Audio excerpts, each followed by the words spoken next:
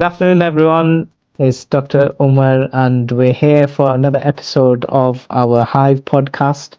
Today, we've got Dr. Shakil with us, who is, of course, Hive CEO, and we've got a special guest, Dr. Muzaffar, who's one of our PLAB 2 students. Dr. Muzaffar is from Chennai in India, which we've never been to India, myself and Dr. Shakil, but it sounds like a beautiful place and hopefully we can visit one day. So, Dr. Muzaffar has very kindly agreed to have a short conversation with us, talk about his journey from Tamil Nadu to Manchester. Currently, he's in the UK. He's just done his PLAB 2, and hopefully, we have our fingers crossed for some good news within the next couple of weeks. So thanks for joining, Dr. Skill, Dr. Muzaffar. So, Dr. Muzaffar, do you want to tell us a little bit about where you're from and how you decided to want to work in the UK? Sure, sir. I'm Dr. Muzaffar. I'm from Chennai, Tamil Nadu. So, I did my medical degree from a college, Madras Medical College from Tamil Nadu. It's one of the great colleges there in Tamil Nadu. So, after completing that, I studied for an entrance test in India, but it didn't work for me. I had my plan to come to the UK while I was doing my second year in the medical school, but after some time I lost the interest. And then after that, my friend Dr. Karthik, you might know him. Yeah, we He know came him. here. So he came to UK. So I was intrigued that I think UK would be good for me. So I started my journey through that, and the practice done here is also very nice. The pathway is perfect for a doctor if you are going to training here, which I felt. So that made me interested to come here, and after coming here I started my journey in last year September, giving my OET, and after that I gave my PLAB 1 in February, and I came here. Okay. Yeah. So it was the inspiration of a friend that made you think. Yeah. Okay. All right. And how did you approach the exams in the beginning? I mean, were you quite did you have any clear guidance, or did you know what to do? Did you have support? Did you have people to tell you what resources to use, or were you quite lost at the beginning? From the start, the OET, from the OET. Yeah, in general. Yeah, so as I told you, my friend who had already finished, Dr. Karthik, he already finished PLAB 1 at that time. He had passed his PLAB 1 at that time. So he explained to me there are many English tests such as IELTS, OET, various tests are there, but he told me IELTS, it's a little hard. OET would be good for you. He gave me a choice. But so after that, I gave my OET. I joined coaching center there in India. They also helped me, so I took a course there and I passed my OET, got a grade. Then after that, he helped me in choosing the date for giving my PLAB 1. So Karthik played a major role in my starting for my journey. So because I already had I had prepared for my entrance test in India.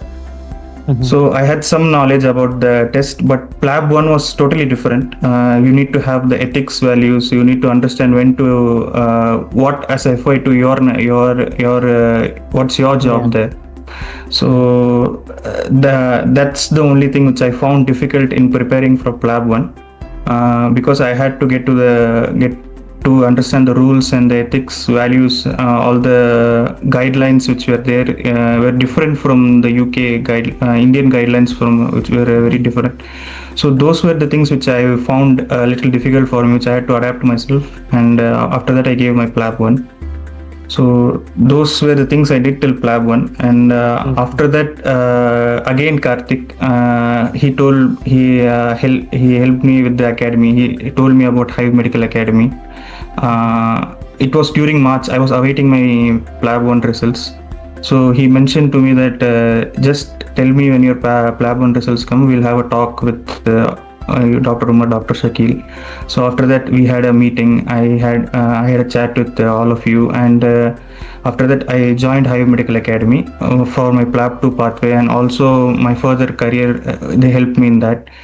So after that, I came to Manchester in July. I had they gave me all the resources to prepare, but I hadn't prepared anything. Means had a look, but I was, I had my visa works, all the works. So I didn't have that much time to read off all the things. So I came here and I started preparing after coming to the UK, which I think was bad on my part, because if I had started preparing before, I would have got some confidence, got some knowledge. Right.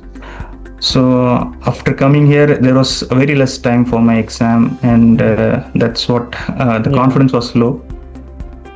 That's what I felt. So I remember. So yeah, sorry, go on, Dr. Skill. Go ahead. So, how did you find it when you first time landed to the UK, and you met the people, and how was that transition? I just want to know that experience, that feeling. Was it first time you're coming from your home country to abroad somewhere in the UK, and then when you met the people, strange environment, strange people, new country? What were those feelings, and how you cope with those? Yeah, yes, sir. But I've been to Saudi quite a lot of time. This is not my first time being abroad, but I've not been abroad for quite a long time. The last time I went to Saudi was in 2017. After that, I have not gone anywhere. So it was new for me. It was like, how will I talk to people? Will they find me weird? Will they find me strange? Those were all the things running in my mind. But they were very welcoming. I would say that. Means what the thoughts which I had were broken by the people living here. They were very welcoming. They were helpful. That's what made me very happy. Me thinking that I'm not alone here. Yeah. Good. And when first time you came to interact with academy, how did you find it? And then you did the attachment as well, clinical attachment. I just want to know your feelings and your experience and your feedback. How did you find these things? Yes, sir. So when I came to the academy, it was very welcoming. It was very nice. And when the academy helped me in getting the clinical attachment, the GP clinical attachment, which I went there. It was very nice. The environment, the working environment there, the people there, they were all very nice. They were all very helpful, making me understand how the system works. It helped me understand how the system works here, how the NHS system works here. They also helped me in understanding various things, like I went to a nursing home visit there with the GP. So I understood that they don't just treat the people who come to the clinic. They also go visit people at home, at nursing homes. So I understood that there are many things that go on here, not just people who come to the clinic. They look after them even after they are treated. Means they are kept. There's a personal touch here, I feel, in the UK, which I felt. Okay. That's what I would say.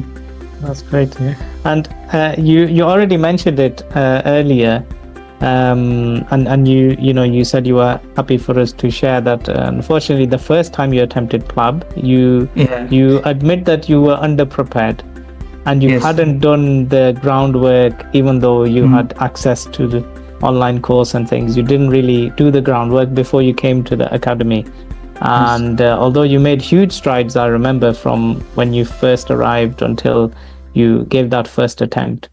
But could you tell us, how did that first attempt, and after getting the result, how did it affect you? What went through your mind? What made you decide to have a go a second time?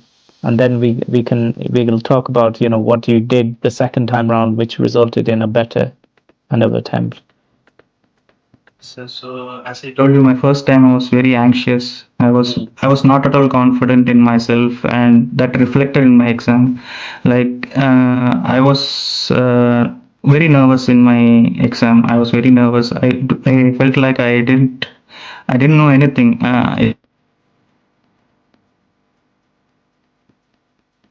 Sorry. I was. Your audio just cut out then. Sorry. If you could just repeat that last part. Yeah, so what I was telling that I was very anxious in my exam time. I was trying to be, trying to calm myself down, but I couldn't do it because it was my first time giving an exam like this. Mm. Then after that, I had some hope that I would pass, but I couldn't pass it in my first attempt. I was very down. I was very low. I felt like because the exam which I gave, was somewhat easier than compared to other days, which I felt totally.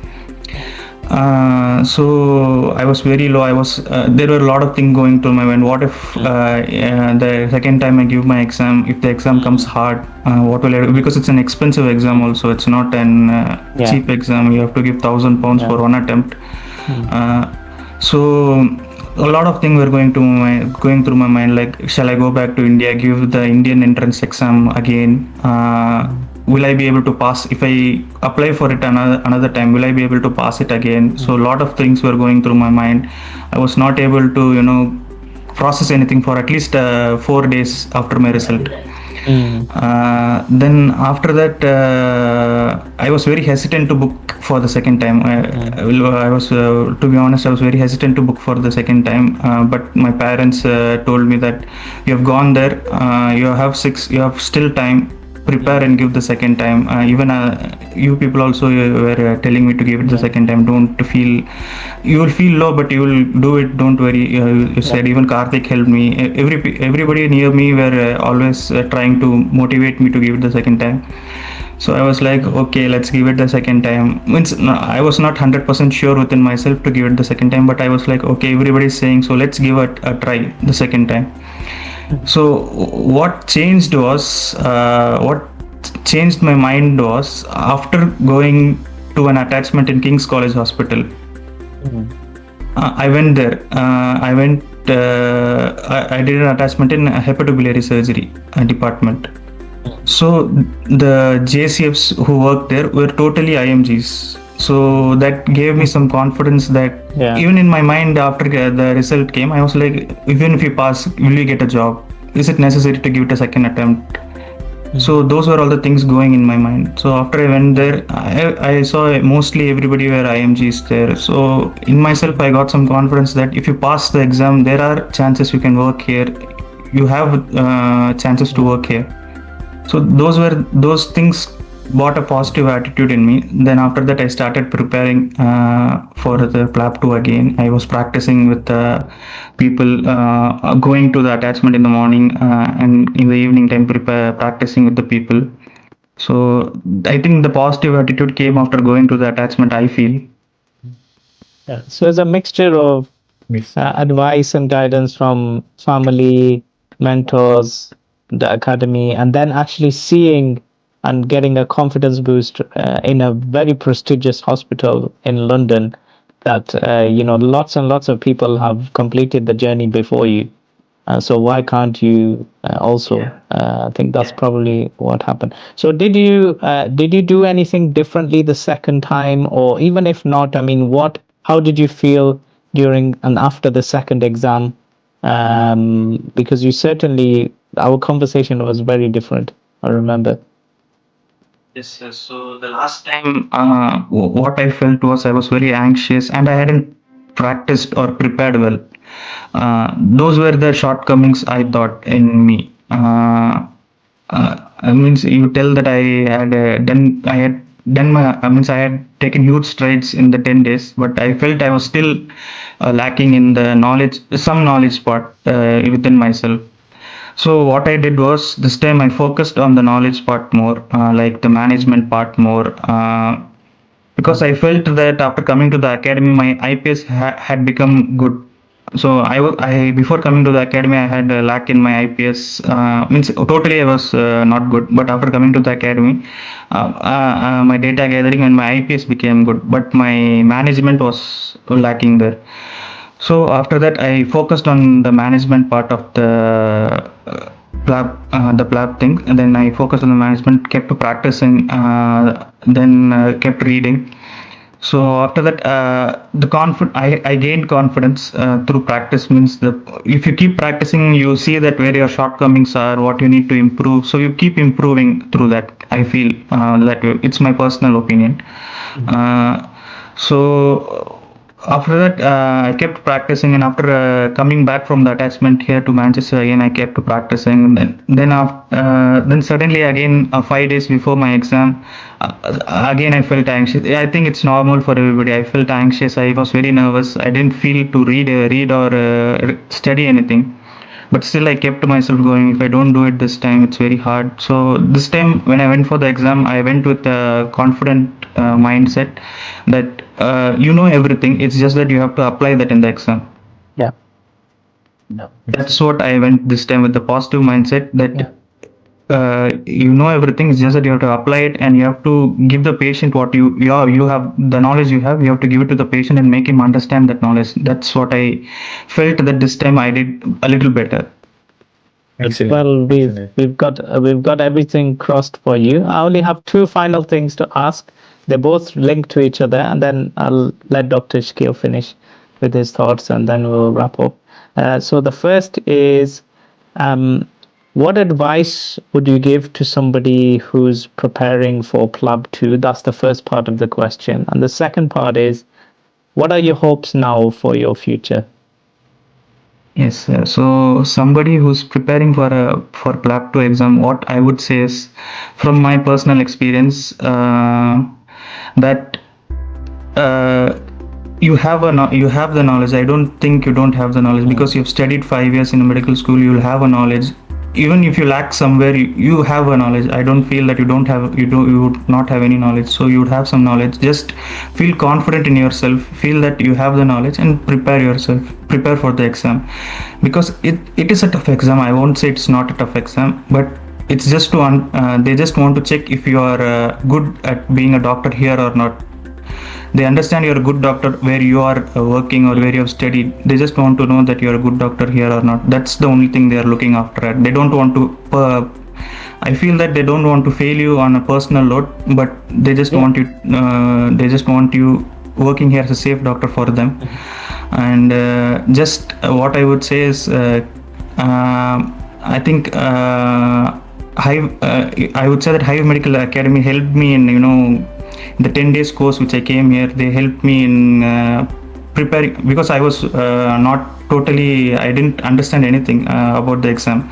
So after coming here, my IPS got a little bit better, my data gathering got better. The management part is which I have to look after, which was a fault on my part. So the other things, they helped me in getting myself better. So I would say that even Hive helped me in my process of getting to the exam. They also helped me getting an attachment, which helped me in understanding the system, how it works here, how you can sit with the GP consultants in their while they are having a consultation, so you can see how they're speaking to the patient. You can take some points from their consultation, like how you can use it in the PLAB exam.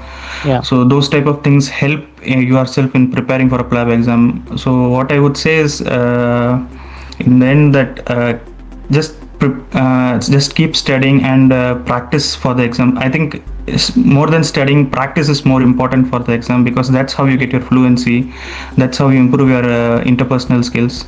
Because I think you can improve your data gathering and management by studying, but you can't improve your interpersonal skills and your fluency without practicing. So studying is also important, and practicing is also important. So both have to go hand in hand, I would say. And your hopes for the future, just before we finish? So my hope for the future is, I hope that I pass the exam the second attempt. This time I feel a little better, not a lot, but a little better than the last time. So if after passing the exam, I'm hopeful of getting a job here, because as I told you that I've gone to King's and seen many people getting job there. So that's brought a positive attitude in me, and I feel that if after passing the exam, you can get jobs here. It's hard, but you can get it. That's what I feel. Fantastic. I've seen people saying that you can't get a job here. It's very hard to get a job here. So I feel that it's hard. I would say it's hard, but not impossible. That's what I would say.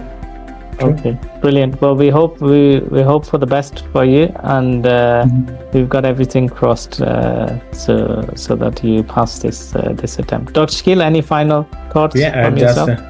Definitely we'll celebrate your success together. And to summarize, first, thank you so much for sharing your personalized experience and your PLAB journey.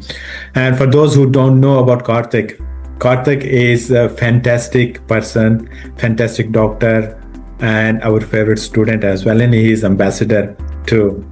So to summarize Muzaffar's conversation, most important, I completely agree, is the safety and application of the knowledge in the PLAB too.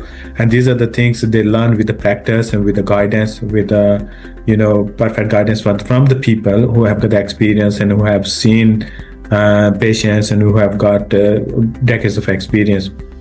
So thank you so much. Really appreciate for your time, and definitely this your all personalized experience will be very, very helpful for anybody who is planning to come to the UK and who is thinking about the PLAB journey. Once again, thank you so much, Muzaffar. Thank you. Thank you, sir. Thank you, Dr. Shakil. Thank you, Dr. Muzaffar. Join us next time for another story with one of our students. Stay in touch.